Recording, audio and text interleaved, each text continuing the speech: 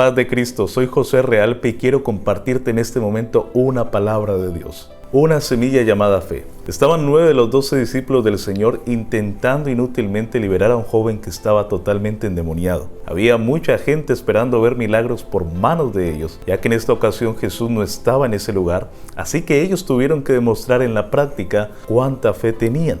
Desciende luego Jesús del monte con Pedro, Jacobo y Juan, 3 de sus discípulos más cercanos, y encuentra a 9 de ellos cansados, frustrados y con muchas preguntas. De inmediato el padre del joven endemoniado le dice a Jesús: traje a tus discípulos mi hijo y ellos no pudieron hacer absolutamente nada por él. Jesús responde con voz fuerte a sus discípulos y les dice: oh generación incrédula y perversa, ¿hasta cuándo estaré con vosotros? ¿Hasta cuándo os tendré que soportar? Traédmelo acá.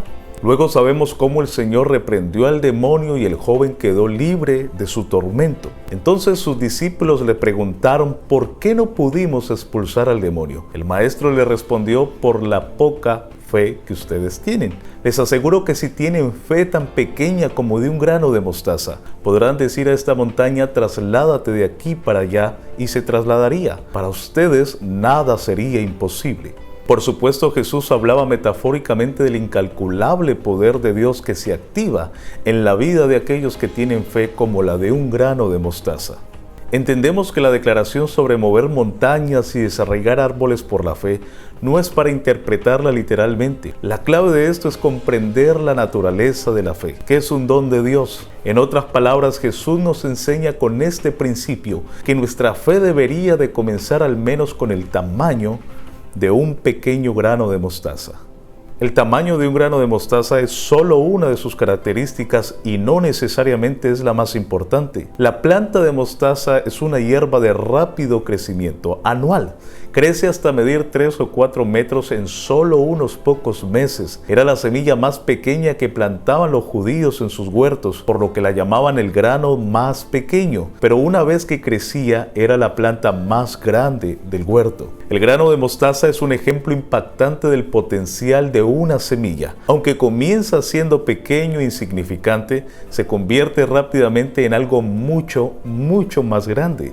Con razón los discípulos en un momento pidieron a Jesús que les aumentara la fe. Déjame decirte algo, una semilla no hace absolutamente nada hasta que se planta. Se debe de sembrar ese grano, se debe de plantar para poder iniciar al tiempo el proceso de crecimiento. Con esto pareciera ser que Jesús nos trata de decir que la fe se debe de plantar de la misma manera como se planta una semilla. Pero ¿cómo se planta la semilla de la fe? De la misma manera como se planta una semilla en buena tierra. Déjame darte algunos pasos para hacerlo correctamente. Nuestra fe debe estar plantada en Jesucristo. Esa es la mejor tierra para plantar nuestra fe. Hebreos 12:2 dice: puesto los ojos en Jesús, el autor y consumador de la fe. Luego esa semilla llamada fe necesita el nutriente más importante para poder crecer. ¿Sabes cuál es? El agua. Oír la palabra de Dios, ese es el agua que necesita nuestra fe, dice Romanos 10:17, porque la fe viene del oír y el oír por la palabra de Dios. Cuando tú comienzas a escuchar la palabra de Dios, algo comienza a germinar dentro de ti, algo comienza a crecer en tu corazón. ¿Sabes qué es? Eso se llama fe. Por eso la verdadera fe es un proceso de crecimiento y de formación. Asimismo como la semilla plantada que gracias al importante nutriente del agua permite que ella crezca continuamente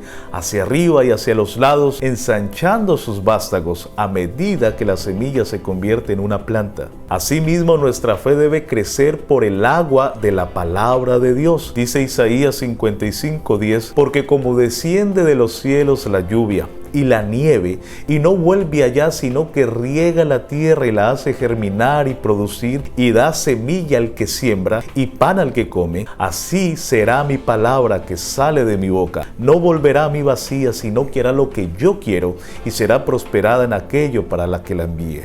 Otro punto muy importante es abrir los labios y declarar. Dice Romanos 10:10, porque con el corazón se cree para justicia, pero con la boca se confiesa para salvación. Por eso Jesús le dijo a sus discípulos acerca de la fe: diréis a este monte.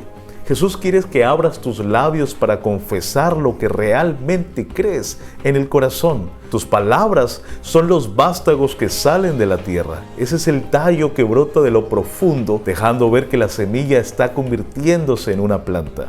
¿Sabes? No puede haber alguien con fe y estar callado siempre. Recuerda el ciego Bartimeo, era ciego, mas no mudo. Él declaró con sus labios: Jesús, Hijo de David, ten misericordia de mí. Y lo exclamaba cada vez más fuerte, incesantemente, hasta que Jesús lo pudiera escuchar. Esto demostraba que él creía que Jesús era Dios. Él estaba declarando que Jesús era el Mesías prometido. Luego Jesús le dijo: ¿qué quieres que te haga? El ciego dijo: quiero ver. Entonces Jesús le dijo: vete, tu fe te ha salvado. ¿Recuerdan a la mujer sirofenicia? Jesús le dijo: deja primero que se sacien los hijos, porque no está bien tomar el pan de los hijos y echarlo a los perrillos. Pero ella respondió con fe: sí, Señor, pero aún los perrillos comen de las migajas que caen de la mesa de los hijos. Jesús, sorprendido, le dijo: por esta palabra, ve, el demonio ha salido de tu hija.